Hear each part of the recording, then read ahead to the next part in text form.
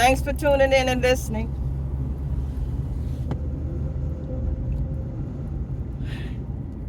When someone does you unjust and do you wrong in any kind of manner, it's just normal and natural to want to get them back, to take revenge. That's just human nature. That's just normal. And to tell somebody to forgive and forget when they haven't said they were sorry or even asked for your forgiveness is inhuman. Animals, insects, birds, none of them, they don't do that. Why do people expect you to do that? It's only the ones that's doing the unjust give you a religion to tell you to forgive and forget. And something else I would like to share, that as Christians, I didn't teach my children about walking among systemic racism or white supremacy. I didn't know what it was about because I was practicing religion or Christianity. Had no clue. Lived among black people my own. Didn't know that my era, baby boomers, we worked among Caucasians. And they treated you, I guess, I don't know what to say. I wasn't looking for systemic racism. I didn't know what it was if it was in my face. Because I was practicing cultic Christianity where you love everybody.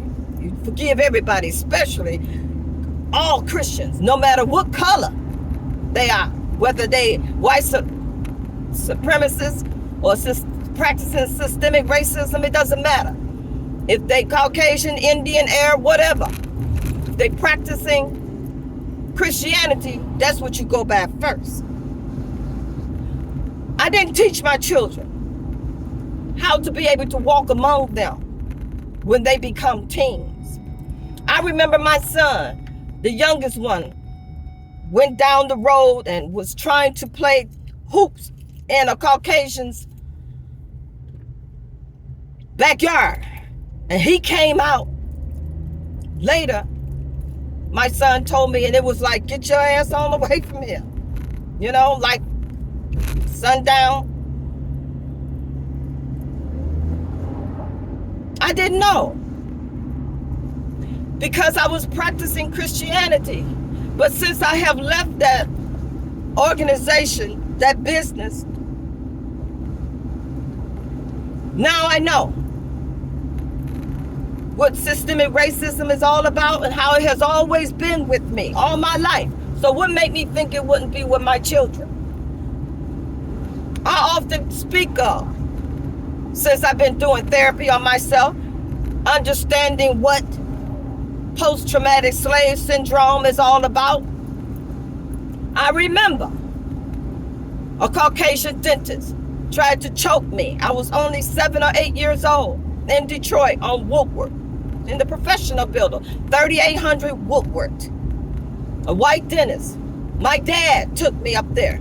For some reason, I don't know, I don't remember my tooth hurt, but I guess it stopped hurting after that because I realized this, if this is what my parent brought me to this white dentist about at 8 years old, and he's trying to choke me to death, putting something silver down my throat, and my legs were all over the place. So who am I to say that this is not what Caucasian dentists do? So I didn't know how to address my father, what happened. He didn't say anything. And if I had said something, what was he to do? Because that good white dentist would have told him, you better get away from here, boy. You know? So if I had remembered what happened to me, why would I continue to take my children as an adult to Caucasian dentists and not be in the room with them? By working in the hospital, I knew that it was not safe to not go into the doctor's office with your child. Always stay with your children, no matter where they go. You can't trust, because the Klan have to work in the daytime too. They work in restaurants. They work in department stores. They work in doctor's offices. They work in the post office just like years ago. Your nightly Klan members were your daytime business people that you dealt business with in the bank, the post office, in the store. So, we have to teach our black children, young black children, how to maneuver when they go out into the world with their own people and with various nationalities. It used to just be the bulk over here was black and white, but now we have the Indians and the Arabs, and you got to teach your children, talk to them how to maneuver, because we're in a warfare. It is. It's straight up war. Keeping your head on a swivel and be mindful where you're going at all times. That sounds like war. But how can you teach your children when you don't know?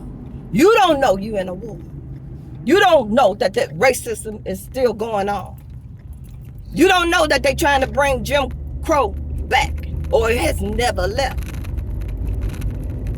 They're going for segregation for real. It never should have been accepted. It didn't benefit us.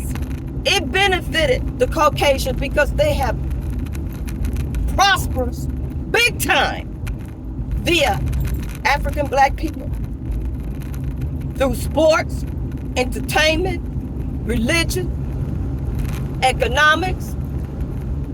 In every kind of way, they prosper off of us. And a few of us make it.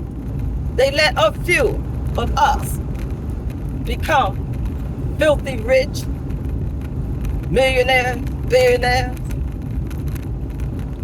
I think the reparations we're gathering from the lawsuits, from all the injustice that's been done to us. That's how we're getting reparations. Every time I turn around, the citizens of a particular city are paying families for their loved ones being gunned down.